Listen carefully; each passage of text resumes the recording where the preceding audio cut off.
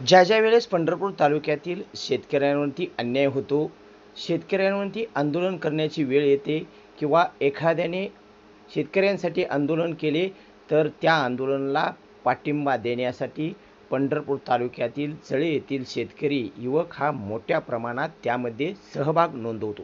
याच्या अगोदर आपण पाहिले असेल गेल्या 10 ते 15 वर्षापासून ऊसासाठी मोठमोठे आंदोलन झाले पंढरपूर तालुक्यातील। पहिल्यांदा हिरिरीने भाग घेणारे म्हणून चळे गावाचा उल्लेख केला जातो।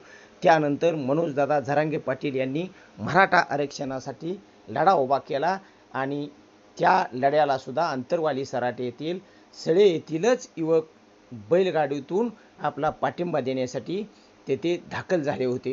त्यानंतर वेळोवेळी शेतकऱ्यावरती होणाऱ्या अन्यायाला वाचा फोडण्यासाठी चळे येथील युवक नेहमीच आक्रमकपणे कोणत्याही आंदोलनात सहभागी झाल्याचे आपण पाहिले आहे। अशाच धर्तीवर आज पंढरपूर येथे आमदार रोहित पवार हे अन्नत्याग आंदोलनाला बसले आहेत। आज दुसरा दिवस आहे आणि चळे येथील ग्रामपंचायत व सर्व शेतकऱ्यांनी नागरिकांनी आपल्या पाठिंबाचे पत्र आमदार रोहित पवार यांना दिले आहे।